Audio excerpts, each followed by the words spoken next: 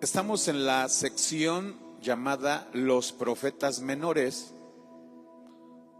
El estudio de los profetas menores es una de las divisiones que tiene las Sagradas Escrituras. Así se le considera esta sección del Antiguo Testamento, profetas menores, que son una cantidad de 12 profetas. 12 profetas considerados como menores no por importancia o por valor, no son menos importantes, sino por el contenido de sus profecías. Y estamos también analizando esta serie de mensajes. Ya hoy estamos en el mensaje número 5. Esta serie se titula Los reproches de Dios para Israel. En esta serie vamos a conocer todo lo que Dios condenó de Israel, del pueblo de Dios. Para entonces, estas profecías dadas por Oseas al reino del norte, ya las naciones estaban divididas en Israel del norte y Judá del sur. Efraín o Judá ya se habían dividido, y Oseas, él es el encargado o el elegido por Dios para corregir al reino del norte, a Israel. Alrededor del año 755, 725, más o menos fue el tiempo de su profecía. Y él, Oseas, él corrige a Israel del norte. Y el profeta Isaías hace lo propio, pero con el reino del sur o con Judá. Esto es importante que nosotros conozcamos, cómo los dos reinos o las 12 tribus de Israel fueron divididas en estos dos grupos, Israel y Judá. Y Oseas, el profeta Oseas, él corrige a Israel. A través de esta metáfora de un matrimonio, Dios quería mostrar cuál era la condición espiritual de Israel. Y estos 5 reclamos o reproches que hemos estudiado hasta el día de hoy nos manifiestan todo aquello que Israel estaba haciendo equivocadamente. Y cómo Dios, aunque es un Dios de misericordia, sin embargo, Dios no permite que los que nos llamamos sus hijos, en este caso el pueblo de Israel, Dios no se agradaba cuando el pueblo se apartaba de la obediencia.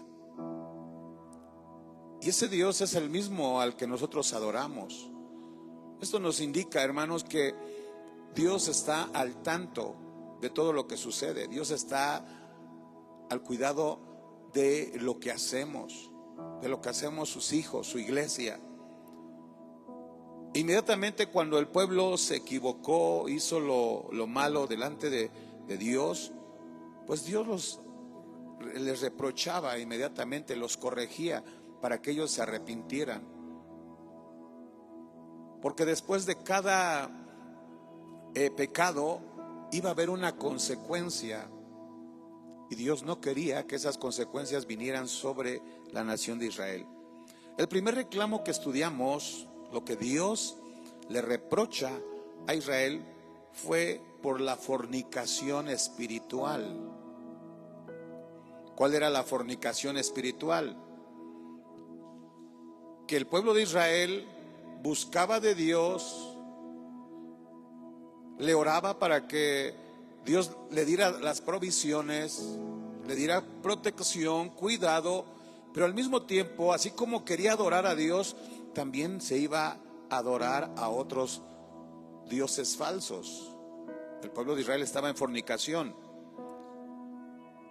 También estudiamos que no supo reconocer la provisión de Dios. Era Dios el proveedor para el pueblo de Israel, Él sustentaba a su familia, a su casa, a sus hijos.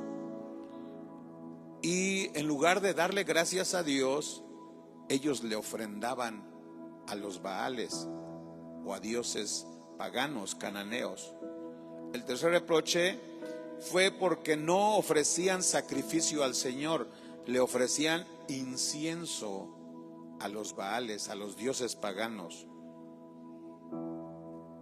La cuarta razón por la cual fueron corregidos los de Israel fue que no vivían en la verdad, no eran misericordiosos, ni tenían conocimiento de Dios. Es decir, se apartaron totalmente de la palabra de Dios. El pueblo de Israel no quiso saber de los mandamientos, de las ordenanzas, de los preceptos del Antiguo Testamento. No les importó. Y qué triste fue, porque este fue el comienzo del fracaso de Israel. Oseas le dice al pueblo de Israel: el pueblo pereció, vino a la destrucción, vino a la decadencia, porque no siguieron el consejo de las Sagradas Escrituras. Y hoy hablaremos, hermanos, del quinto reproche, que es: Dios les reprocha, Dios le reclama a Israel porque dejaron de servir y adorar a Dios. Dejaron de servir y de adorar a Dios.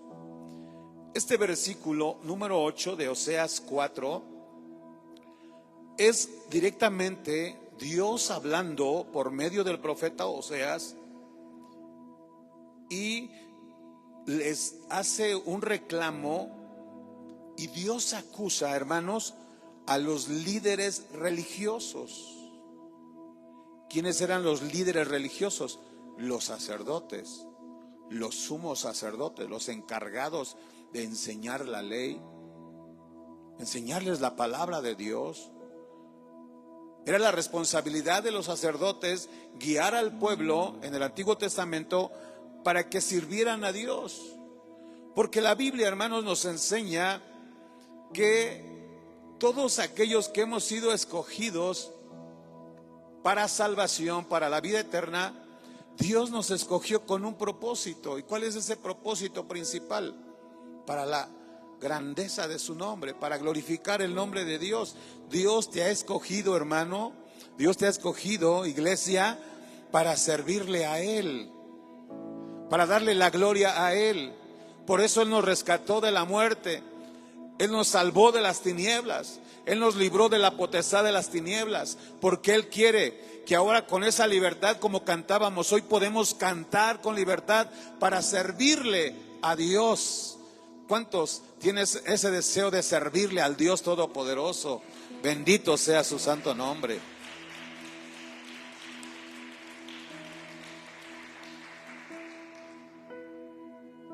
Algunos se preguntan,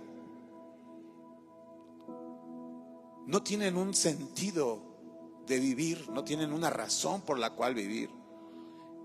Y lamentablemente, aún hasta en las filas del cristianismo existen personas que dicen: pastor, yo no sé qué hago aquí, no sé por qué yo nací, o por qué mi familia o Dios me trajo a esa tierra. No saben cuál es el propósito de vida. ¿Cuál es el propósito? Pues el propósito es ese: servirle a Dios, adorarle a Él, predicar su palabra, honrarle al Todopoderoso, predicar de Él, hablar de Él. Esa es la razón por la cual el Señor nos ha perdonado.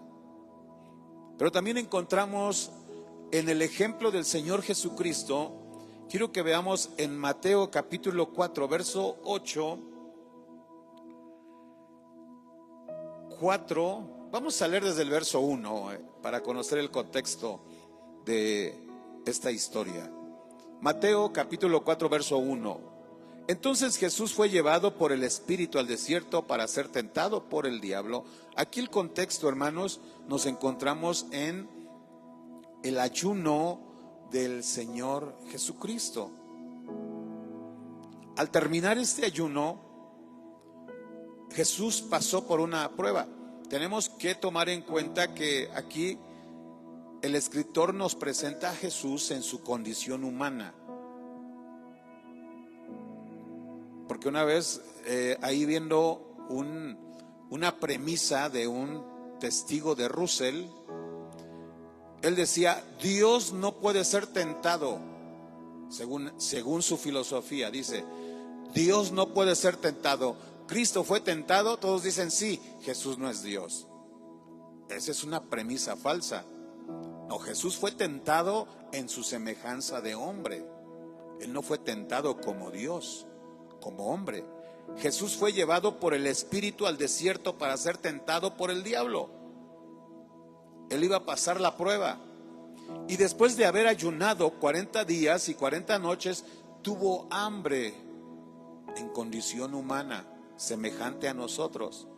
Y vino a él el tentador. ¿Quién es el tentador? El enemigo. Él buscará el momento oportuno para hacer que ese hijo de Dios dude de su identidad, dude de lo que es en Cristo y confíe solamente en Él, en su naturaleza, en sus fuerzas. Y vino el tentador y le dijo: si eres hijo de Dios. Vean cómo Satanás, que el Señor lo reprenda, quería poner en tela de juicio, en duda, si Jesús era hijo de Dios. ¿Qué significaba aquí ser hijo de Dios? Pues de la misma naturaleza de Dios. Jesús era hombre, pero también Jesús era Dios por deidad y por naturaleza. Y le dice: si tú en verdad tienes la misma naturaleza de Dios, tú eres un hijo de Dios, di que estas piedras se conviertan en pan, demuéstramelo. Si tú eres un hijo de Dios, demuéstrame que realmente eres hijo de Dios, que tienes poder, haz este milagro. ¿Dios lo podía haber hecho? Sí, Él lo podía haber hecho. Porque tenemos el ejemplo cuando Él multiplicó los panes y los peces. Él los multiplicó. Él pudo haber convertido estas piedras en pan. Claro, Él lo pudo haber hecho. Pero Jesús no vino a hacer la voluntad del diablo. No vino a hacer la voluntad del tentador. Él no vino a complacer a Satanás. Él no vino a servir al diablo. Él vino a servir a Dios solamente. Así es que cuando alguien te desafíe, que te ponga a prueba, a ver, de veras, si tú eres un cristiano, tú eres un hijo de Dios, demuéstrame esto. No estamos para servir al diablo, estamos para servir y agradar solamente a Dios. Y vean la respuesta de Jesús. Le respondió y dijo: escrito está, no solo de pan vivirá el hombre. ¿Cuál fue la defensa de Jesús? La espada, la palabra. Sino de toda palabra que sale de la boca de Dios. Ahí termina la primera etapa de la prueba, pero viene la segunda. Entonces el diablo le llevó a la santa ciudad. Vean, le mostró Jerusalén y lo puso sobre el pináculo del templo, posiblemente el templo de Salomón, y le dijo: si eres hijo de Dios. Ahora también el diablo estaba usando la escritura. El diablo no se sabe la Biblia, pero conoce algo de Biblia. Si eres el hijo de Dios, lánzate abajo, porque escrito está. Vean, haciendo referencia a los escritos del rey David. Lánzate abajo, está escrito. A sus ángeles mandará cerca de ti. ¿Qué salmo le estaba citando, hermanos? El Salmo 91, 8 al 10. A sus ángeles enviará cerca de ti, y en sus manos te va a sostener para que tu pie no tropiece en piedra, para que tú no pierdas la vida. Está escrito. Y qué triste, hermanos, que a veces personas, cristianos, usan la Biblia según para atacar. Usan la Biblia para corregir a alguien, para dañarlo, afectarlo, y usan la Biblia para hacerle mal a su prójimo. Así lo hizo Satanás. Quería con la Biblia, pensaba que el Señor iba a caer en la trampa, en la tentación, y Jesús le dijo: sí, está escrito, pero también está escrito que no tentarás al Señor tu Dios. No lo tentarás al Señor tu Dios. Desde aquí ya el Señor Jesucristo, aunque estaba en condición humana, pero Él estaba demostrando que Él es Dios, porque dice: no tentarás al Señor tu Dios. Está citando la Escritura, que ese verso es para el Padre, para Yahweh. El Padre no podía ser tentado. ¿Qué significaba ser tentado? Cuando alguien desafiaba a Dios, cuando alguien retaba a Dios. Los israelitas no podían hacer eso. De hecho, ellos ni podían pronunciar el nombre de Yahweh o de Dios, Elohim. Ellos le llamaban Señor, Adonai, el Edom, nuestro Elohim. Pero aún pronunciar el nombre de Jehová, ellos tenían temor. Y le dice: no tentarás al Señor tu Dios. Pero en ese momento, ¿a quién estaba tentando el enemigo? A Cristo. O sea, tú no me puedes tentar a mí porque yo soy Dios. Otra vez le llevó el diablo al monte alto y le mostró todos los reinos del mundo y la gloria de ellos. Un tercer intento por frustrar el ministerio del Señor Jesús cuando comenzaba. Pero Él ya no iba a caer en la trampa fácilmente, porque Él ya estaba preparado. El Espíritu Santo estaba sobre Él. Dios estaba sobre Él. El ayuno le dio fortaleza, la oración le dio fortaleza. Si Él pudo vencer 40 días que Él se propuso en el ayuno, cualquier situación Él podía vencer. Esto nos habla de una determinación que tenemos también nosotros como hijos de Dios. Cuando se trata de servir a Dios, de honrar a Dios y de obedecer a Dios, nuestra respuesta es un rechazo total al enemigo. Y le muestra los reinos del mundo y la gloria de ellos, y le dijo: todo esto te daré si postrado me adorares. Miren la mentira más vil del diablo. Por eso él es el engañador, él es el padre de la mentira.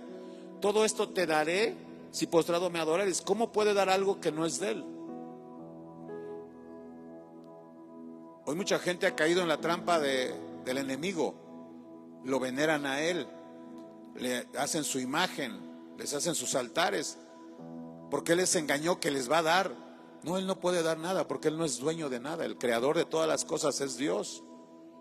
Él formó los cielos, la tierra. Dice Jesús: mis manos hicieron los cielos y la tierra. Y ahora le está ofreciendo el enemigo a Jesús los reinos del mundo, cuando Él es el rey. Él no necesita comprar nada, porque Él es el dueño, el amo, el creador de todas las cosas. Entonces Jesús le dijo: vete, Satanás, porque escrito está: al Señor tu Dios adorarás y a Él solo servirás. Esos son los verdaderos adoradores. No le damos nuestra adoración, nuestro servicio al enemigo. Dios te llamó a ti, Dios me llamó a mí para servirle a Él solamente, al Padre. Jesús no le sirvió al mundo, no le sirvió a los bienes, no le sirvió a la ambición, a los deseos. No, Él dijo: al Señor tu Dios adorarás y solo a Él servirás. Y en el momento que el Señor Jesucristo está rechazando la oferta del enemigo del mundo, en ese momento Él está sirviendo al Padre. Esa es una manera de servir al Señor. Al Señor tu Dios adorarás y a Él solo servirás. Si yo les preguntara, hermanos, ¿a quién tenemos que adorar? ¿A quién tenemos que servir? ¿Cuál sería la respuesta obvia? A Dios. A Dios. Al Señor tu Dios adorarás y a Él solo servirás. Versículo 11. El diablo entonces le dejó, y he aquí vinieron ángeles querubines, serafines, arcángeles, y le servían. ¿A quién le servían? A Jesús. ¿Por qué servían a Jesús? Porque solo a Dios se adorará, solo al Señor tu Dios adorarás y solo a Él servirás. ¿Cuántos sirven y adoran al Señor? Somos siervos del Dios Altísimo. Gloria al Señor. Por eso la acusación fuerte para los sacerdotes, Oseas 4:8. El trabajo, la responsabilidad de estos servidores, los líderes religiosos, eran servir a Dios, no servirse de Dios, porque es lo que estaban haciendo. Vean lo que dice Oseas 4:8. Del pecado de mi pueblo comen y en su maldad levantan su alma. ¿Por qué Dios escribe esto a través de Oseas? Del pecado de mi pueblo comen. Porque el pueblo estaba, ¿qué? Pecando. ¿Cómo podían expiar o cubrir los pecados? A través de sacrificios.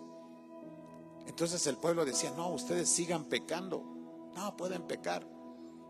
Como decía ese cura engañador, no importa, tú puedes tomarte una y si tienes sed te tomas otra y no pasa nada. Así estaban estos sacerdotes. No, ustedes sigan pecando, sigan trayendo sacrificios, porque entre más pecados, más sacrificios, pues llegaba más entrada. Porque los sacerdotes tenían permitido comer del sacrificio que ellos llevaban. Apartaban una parte de la víctima, del cordero, separaban una parte y la daban a los sacerdotes judíos, no romanos. A los sacerdotes judíos les daban esa porción del holocausto y comían ellos y comían sus hijos, sus esposas, porque los sacerdotes judíos, ellos sí tenían esposa. Ellos no creían en el celibato, una doctrina inventada. Entonces dice, comen del pecado de mi pueblo, comen. Y en su maldad, en la maldad de Israel, porque dejaron de servir a Dios. Y aquí hay una gran verdad. Cuando el hombre, en este caso Israel, se apartó de Dios, ¿qué es lo que sucede cuando el hombre se aparta de Dios, hermanos? Ahí viene la caída. Cuando el hombre se aparta de Dios o deja de servir a Dios, caen en pecado, van en decadencia, dejan de honrar, de servir a Dios, y entonces viene el fracaso total. Y es lo que sucedió a Israel. Empezó la decadencia. Del pecado de mi pueblo comen y en su maldad levantan su alma. Y será el pueblo, vean, será el pueblo el que está en pecado, como el sacerdote, serán igual. O sea, los dos, ambos van a ser castigados por Dios. ¿Qué responsabilidad tenemos, hermanos, de predicar la sana doctrina? De orar por esa iglesia que Dios puso a nuestro cargo, porque Dios va a pedir cuentas. De orar por el que está en necesidad, de interceder y pedirle al Señor por aquel que el enemigo lo está atacando, que quiere poner desaliento, tropiezo. Esa es nuestra responsabilidad como líderes de una iglesia, porque Dios pedirá cuentas. Y aquí le dice a Oseas, dile al pueblo que yo voy a castigar igual al pueblo como al sacerdote. Le castigaré por su conducta y le pagaré conforme a qué, hermanos, dice el texto, conforme a mi maldad o porque yo soy un rey malo. No, conforme a sus obras. Vean ese hilo tan pequeño que hace la diferencia. Es una distancia muy corta. Cuando el hombre esconde sus pecados, fracasa. Pero cuando el hombre los confiesa y se aparta, alcanza misericordia. Vean esa línea tan pequeña. pero que a veces el hombre no alcanza a ver y sigue en pecado, sigue en maldad. Y ahí vemos la misericordia de Dios, la bondad de Dios, pero también vemos la justicia de Dios. Pero el pueblo no se apartó. Aquí vemos entonces, número uno, cómo Dios acusa a los líderes religiosos que no habían hecho que el pueblo regresara a Dios y no permitieron que conocieran a Dios. Ellos los alejaron. Decían, no importa, ustedes sigan sacrificando, sigan ofrendando, aunque estén cayendo en sus pecados, acumulando castigo, a ellos no les importaba. Y no, tenemos que advertir a la iglesia del Señor que cuando el pueblo obra conforme a sus obras o conforme a el corazón que tienen, Dios también pagará. Número dos, habían caído en el pecado de inmoralidad.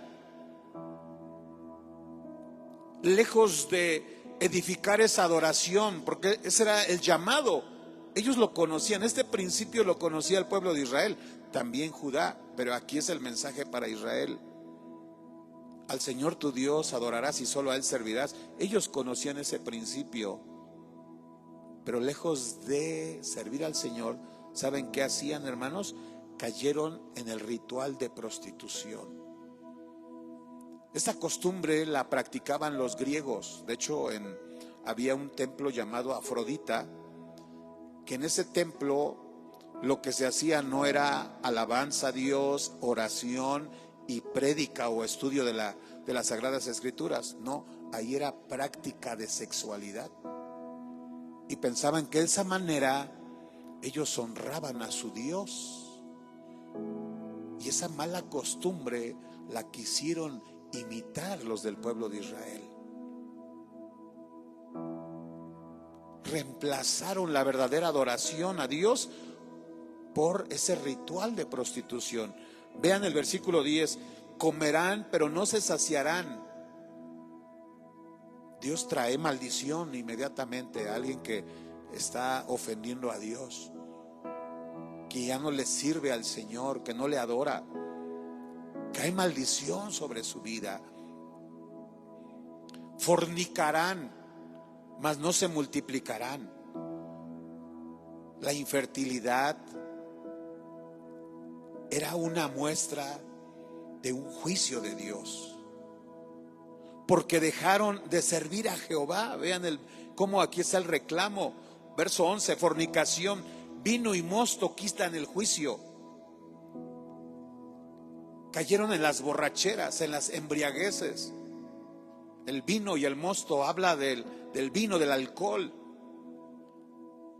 Ya no eran juiciosos, no tenían la capacidad para pensar, para razonar. Si a veces, hermanos, teniendo o estando en nuestros 5 sentidos, a veces ofendemos a Dios. Caemos en lascivia, en lujuria, en pornografía, estando en nuestros 5 sentidos. Ahora imagínense una persona intoxicada por alcohol, pierde la razón. Uno dice, no, yo aguanto mucho para tomar, puedo tomar 1, 2, 3 y yo aguanto. No, eso es mentira. Cuando la persona comienza inmediatamente a ingerir una gota de vino, cae en su boca y entra a su sangre, es trastornado a su mente. El diablo lo manipula fácilmente. ¿No han visto aquellos que hay unos dicen, no, él cuando toma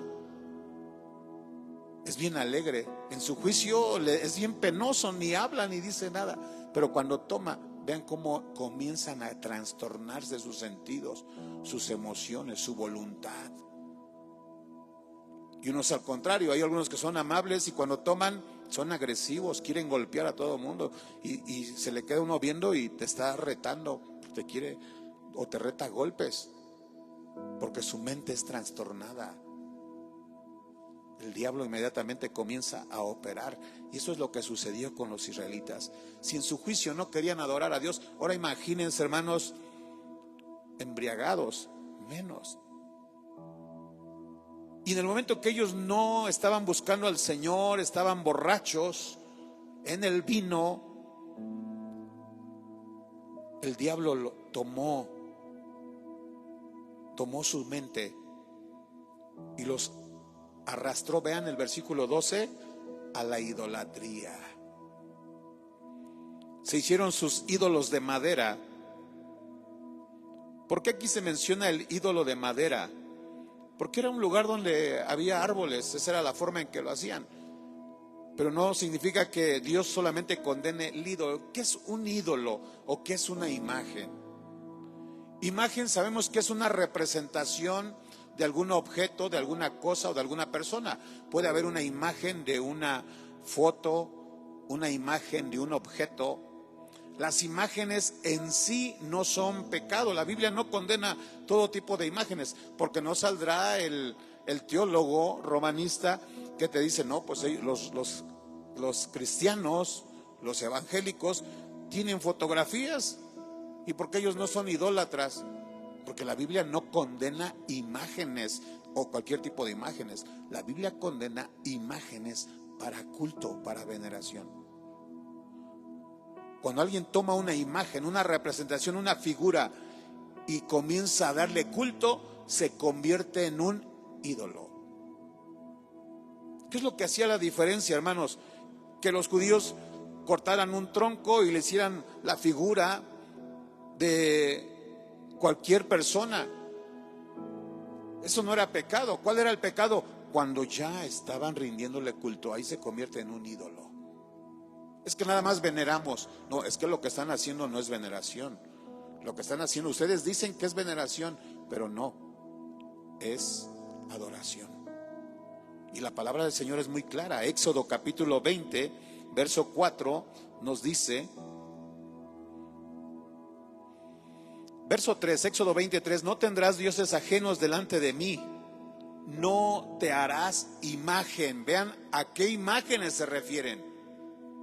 No te harás imagen de ninguna semejanza en el cielo, de lo que está arriba, ni abajo en la tierra, ni en las aguas, ni debajo de la tierra. Vean con qué objetivo es esa imagen.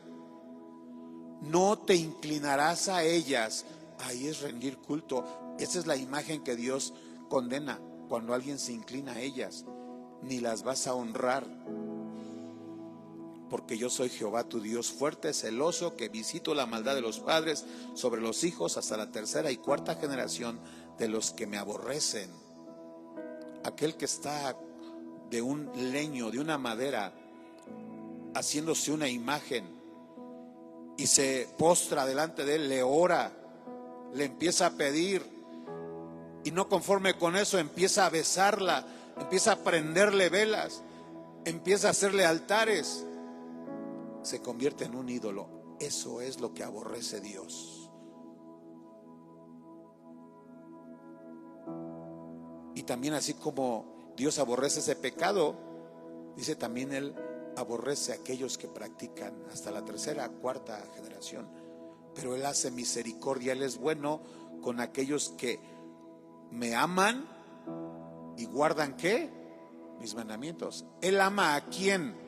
Aquel que ya entendió que no se debe de hacer una imagen para venerarla, no debe de tener un ídolo, va a desechar ese ídolo. Dice, Él sí ama mis mandamientos porque ya entendió que yo le dije que no acepto, y Él va a mostrar misericordia. Versículo número 13 de Oseas. Sobre las cimas de los montes sacrificaron. Vean, no solamente hicieron el imagen o el ídolo, no, le sacrificaban como si le sacrificaran a Dios. Ahí también comenzaron a sacrificarle a esos ídolos. Prendieron incienso sobre los collados, debajo de las encinas, de los álamos y de los olmos, donde encontraban buena sombra. Por tanto, vuestras hijas, dice Jehová, fornicarán y adulterarán vuestras mujeres. Cuando el pecado entra, hermanos, por la puerta, por la ventana, por la cabeza, cuando alguien permite entrar al pecado, el enemigo va a entrar y va a destruir a toda la casa. Cuando hay problemas en los niños, los jóvenes, problemas de pornografía, es porque entraron por la cabeza. Alguien abrió puertas. Se tiene uno que arrepentir, pedir perdón al Señor, porque después viene fracaso, viene maldición, porque el enemigo está operando. No castigaré a vuestras hijas cuando forniquen, ni a vuestras nueras cuando adulteren, porque ustedes mismos se van con rameras, les dice a los sacerdotes, y con malas mujeres sacrifican. Por tanto, el pueblo sin entendimiento caerá. Fracaso total.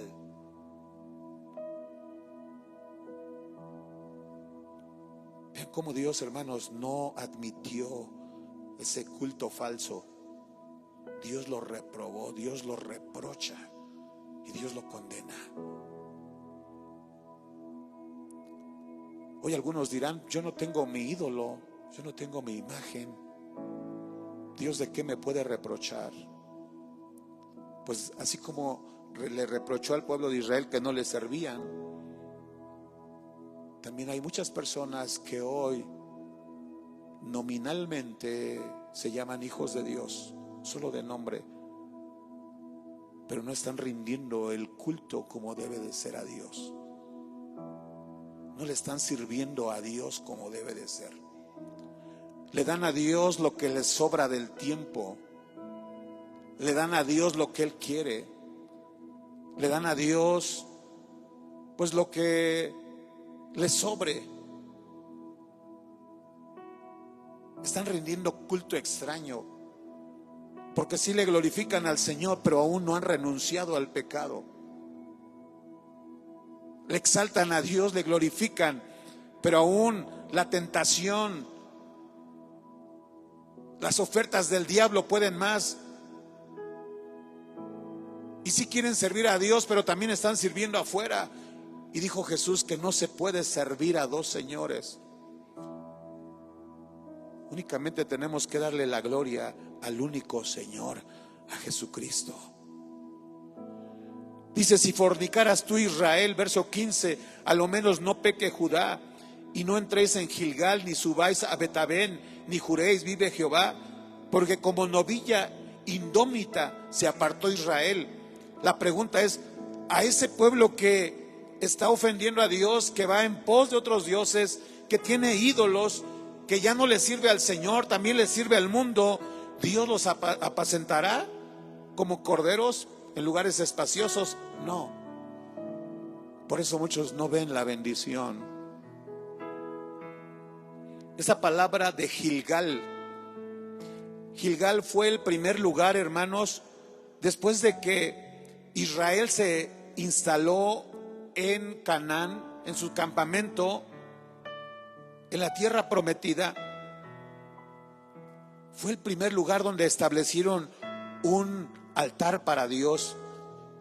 El pueblo de Israel, cuando conquistó la tierra prometida, él se acordó de Dios y le dio gracias por haberle permitido salir de la esclavitud y ahora poseer la tierra.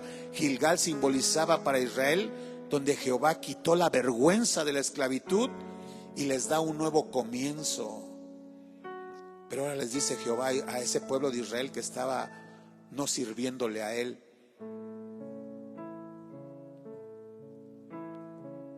no entréis en Gilgal. Aunque tú quieras pedir otra oportunidad, Dios ya no le iba a dar esa oportunidad. Porque mencionaba yo que esta carta fue escrita, o este libro, entre el año 755 y el año 725, y 3 años después de escribir esta carta o este libro, Israel cayó bajo el dominio de los reyes de Asiria. Betabén,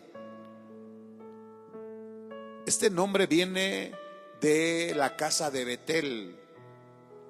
Bet significa casa, pero Abén ya no era casa de bendición o casa de Dios, casa de pan. Ahora Oseas le cambió el nombre por Betel a Betabén, que significaba casa de impiedad, casa de maldad. Y el hombre que comienza a jugar con el mundo, a coquetear, a descuidarse, va a perder esa relación, ese servicio con Dios. Porque el diablo quiere que no se le sirva a Dios. Dios busca adoradores que le sirvan en espíritu y en verdad. Pero el diablo buscará destruir a esos adoradores. Va a poner obstáculos, va a poner barreras. Tú estás cansado, tú tienes mucha ocupación. No, otros tienen más tiempo que tú. No, tú eres un hombre ocupado. Va a empezar a bloquear el servicio hacia Dios. Pero tenemos que rendirle culto a Él, exaltarle a Él, crecer. Cuando le dicen novilla indómita, una novilla, un novillo era una vaca de cría, alguien inmaduro. Israel había escuchado la palabra, conocía la ley, pero era inmaduro, indómito. Alguien que es indómito es aquel que no puede ser domado, que no puede ser controlado, que se deja llevar por los deseos de su carne. Pero tenemos que crecer y madurar para servirle al Señor. Que no nos venzan las ocupaciones, el descuido.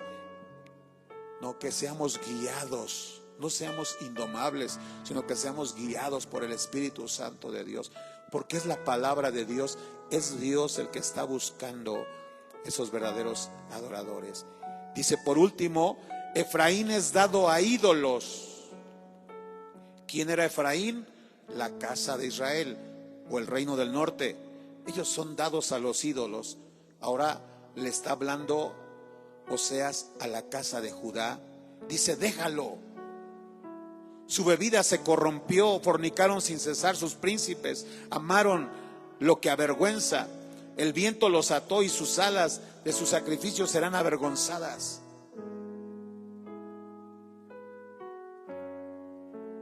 Y así sucedió.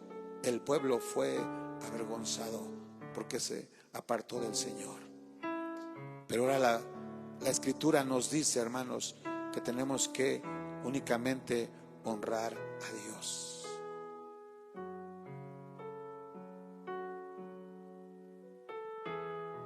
Cuando Jesús llegó donde estaba María y Marta, dice que la que se acercó a escuchar, se acercó para tener esa comunión con Dios, fue María. Pero Marta dijo, sí, es bonito lo que tú me enseñas, pero hay que hacer, hay trabajos que hay que hacer. Y ella pensó que esa era una justificación. Y el Señor no la reconoció a Marta, que se concretó en los quehaceres de la vida, sino Él reconoció a María, aquella que estaba con el Señor. Y ese es el mensaje para nosotros, que sirvamos siempre al Señor, con nuestras fuerzas, con nuestro tiempo, con dones, ministerios que Él ha puesto en nosotros. Sirvámosle al Señor con todo nuestro corazón. ¿Cuántos hoy están dispuestos a hacer? De pie, vamos a adorar a Él, vamos a servirle, vamos a exaltar su bendito nombre. ¿Y cómo podemos servir a Él? Entregando nuestra vida completamente a Él. Dice Romanos 6:19, hablo como humano por vuestra humana debilidad, que así como para iniquidad un día presentábamos nuestros miembros para servir a la inmundicia.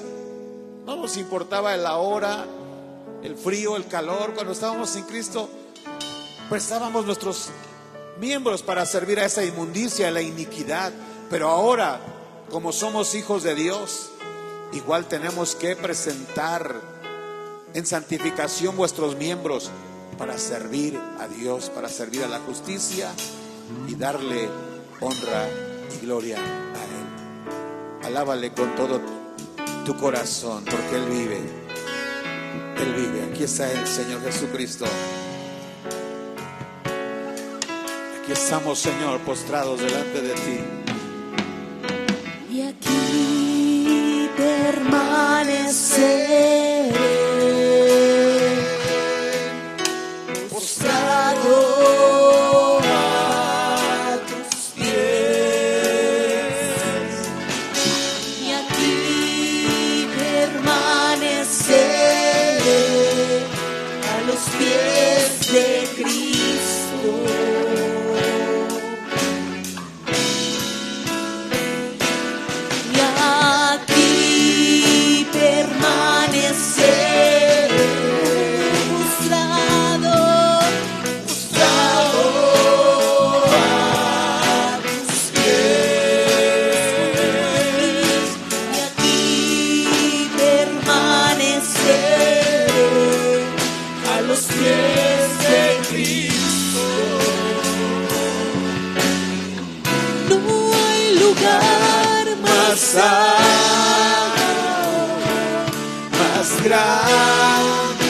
que estar a tus pies, que estar a tus pies.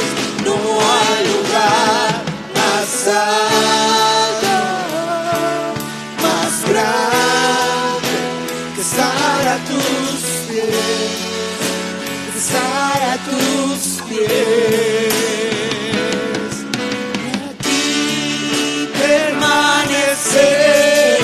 permaneceré, postrado a tus pies.